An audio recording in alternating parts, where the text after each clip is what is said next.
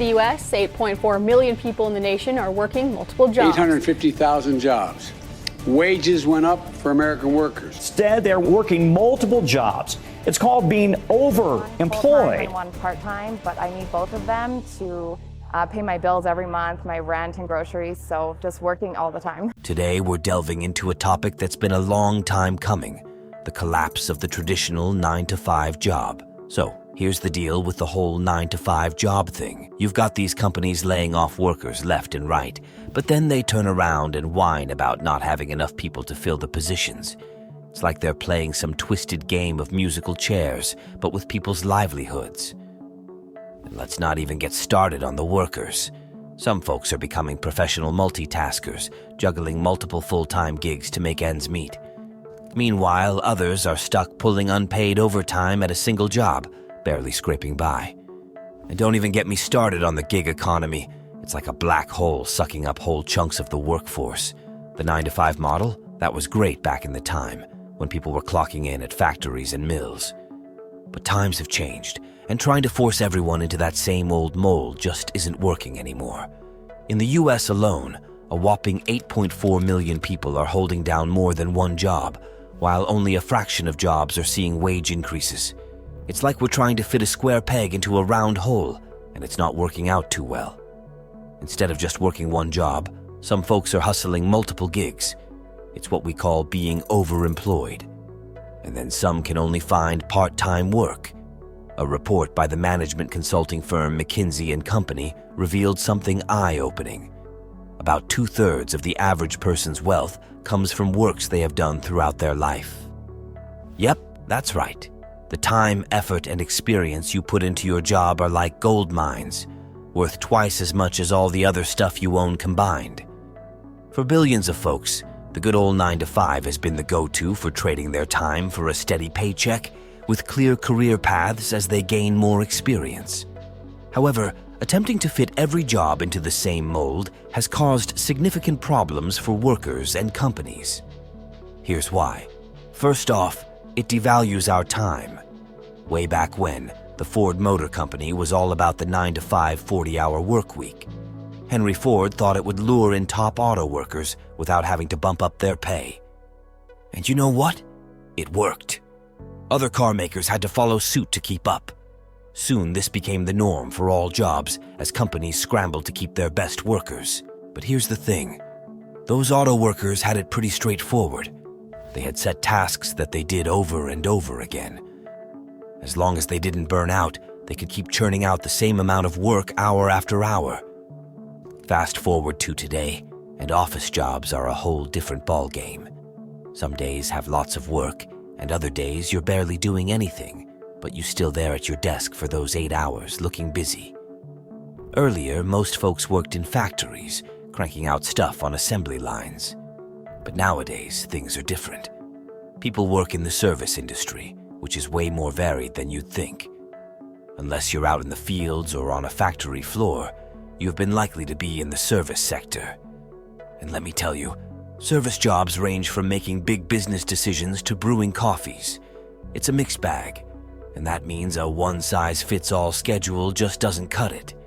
See, unlike factory jobs, where tasks are repetitive and predictable, service jobs are all over. The workload ebbs and flows with customer demands, so sometimes you're slammed and other times it becomes slow. But even when you're buried in work, clocking out after 8 hours isn't always an option, where you have expected to stick around and finish up, often without extra pay. According to a study by the ADP Research Institute, office workers racked up an average of 99.2 hours of overtime per week in 2021. That's like adding an entire extra day to your work week. But here's the kicker. Even when there's not much to do because a project has wrapped up or sales are slow, employees still expected to clock in those 40 hours. It's like you're paid for the time, not the work. So if you're stuck in this situation, your best bet is to look busy, even if there's not much to do. Otherwise, you might stuck with meaningless tasks to fill the time. If you think this is just another case of companies taking advantage of their employees, think again. The 40-hour workweek isn't doing businesses any favors either. All right, it's time to delve into the world of money and figure out why the traditional 9-to-5 grind might be on its way out.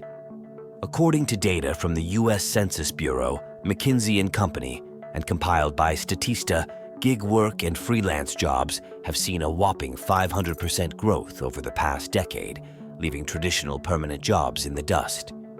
Gig work apps have become a hit among those without specialized skills, thanks to their easy sign-up process and flexible schedules. With just a phone and a bike, someone can start delivering for Uber Eats, Postmates, DoorDash, Grubhub, or all in under an hour. It's a tempting option for many compared to minimum wage jobs that still rely on the outdated process of submitting resumes and enduring lengthy interviews, only to be left hanging by a fast food joint offering low pay and unpredictable hours. Plus, gig work often pays poorly, adding to the appeal for those desperate for quick cash. But here's the thing. With gig work, people having freedom to set their schedule and work as much or as little as they want, whenever they want. They can even juggle it alongside a full-time job to earn some extra cash. Despite the challenges come with gig work, it's easy to see why it's gained so much popularity. Freelancing and private contracting have also seen a surge in popularity, especially among skilled workers who can offer their services to businesses without being tied down to a long-term commitment. Private contracts often involve a set price for a specific project, like building a website for $10,000. But they can also be based on hourly rates for tasks like security and administrative assistance, or even on-demand work. Here's the scoop. A report from Oliver Wyman, a management consulting firm, found that healthcare workers are among the fastest-growing groups shifting from traditional full-time jobs to freelance or contract roles. That includes nurses, doctors, and hospital support staff. Since these healthcare workers often work irregular hours, switching to contract work doesn't affect their schedules much. Some nurses opting for temporary staffing gigs so they have more control over their hours, especially considering the growing importance of mental health in the industry. Generally, contractors across all fields tends to earn more per hour compared to permanent employees, as businesses only pay for the specific hours of service they need. With all the recent mass layoffs happening, folks realizing that even if they have a 9-to-5 job in an at-will employment state, their job security isn't as solid as they thought. Here's the deal. Workers of all levels are starting to recognize that they can earn more, while businesses are figuring out they can save money by ditching the traditional 9-to-5 grind.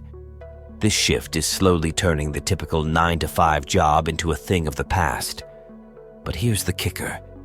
It was not all sunshine and rainbows for everyone. Unfortunately, businesses are the ones reaping the most benefits right now. Sure, they might have to shell out a bit more cash per hour for contractors and gig workers, but they're saving big on benefits. When you work as a contractor, you're your boss. Sounds great, right? Well, not so fast. Along that extra cash comes a whole load of expenses you have cover yourself. Things like paid time off, training, retirement plans, accounting, and health insurance. And let's talk about health insurance. It's a real headache for gig workers. Premiums can be sky high, especially for folks delivering food on motorized scooters late at night. Even if you're doing skilled contract work, if you're not careful with managing these expenses, you could end with less cash in your pocket than if you stuck with a regular 9-to-5 gig. So while businesses are winning big, the workers who are feeling the pinch. So check this out. A survey done by Forbes found that small and medium-sized businesses are leaning towards hiring more contract workers. Why? Well, it's all about simplifying their accounting and cutting down on those ever-growing HR costs. And get this, it's not just the little guys doing it. Even bigger companies are jumping on the bandwagon. According to CNBC, contract workers have outnumbered regular employees at Google and other big tech companies since 2018. This gap widened even more during Google. Now Google already has hefty HR and accounting departments, so why are they leaning towards contract work? Well, there are a couple of reasons. One is the top-notch engineers have realized they can rake in more cash by taking on project-based gigs for various companies instead of being tied down to just one. These companies were willing to pay big bucks for top talent, sometimes up to $10,000 an hour. So Google it made more sense to pay them only for the hours they needed rather than shelling out millions in annual salaries for sporadic projects. Second is, during tough times like now, cutting loose contractors doesn't count as layoffs. That helps companies slash expenses without officially laying off any permanent staff. Massive layoffs send a negative signal to investors and employees, indicating rough waters ahead, which could drive them to look elsewhere. Well, three main groups are reaping the benefits, but sadly, it's coming at the expense of one big group, which, statistically, includes most of us, regular workers. Entry-level folks getting into gig work aren't exactly rolling in dough, but let's face it, they weren't raking it in with minimum wage jobs either. At least now they got a bit more flexibility to choose when they work. Then you've got the high-skilled workers jumping into contract roles, pulling in some serious cash by hopping between the highest-paying gigs. Sure, they might have lost the illusion of job security, but let's be honest, this will never really a guarantee for them anyway. Businesses are capitalizing on the downfall of the 9-to-5 by slashing their most expense, payroll. But it's the regular workers stuck in the middle who are feeling the squeeze the most. They're not in positions that can easily transition to gig work, either they are not in high demand for contract roles. Plus, the costs of operating as a contractor, like health insurance, licensing, and accounting, eat into their earnings, making it hard to justify the switch. For instance, if you're earning $60,000 as a permanent employee, you'd need to charge around $80,000 a year as a contractor to break even. And let's face it, not many companies are willing to fork out that extra $20,000 for the same job. Even new regulations aimed at protecting contractors can backfire. If contractor files for unemployment after their gig ends, it can trigger an IRS audit to determine if they should classify it as a permanent employee. If they are, the company could end up on the hook for unemployment benefits and other perks for all contractors.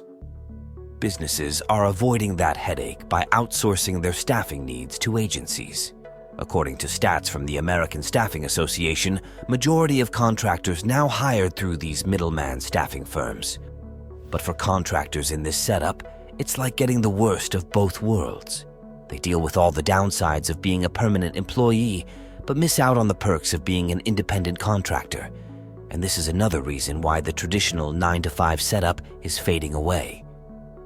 It allows companies to get creative with their business strategies, and industries like eldercare are taking a hit. Thank you for joining us on this insightful exploration into this eye-opening exploration of the inevitable decline of the 9-to-5 job.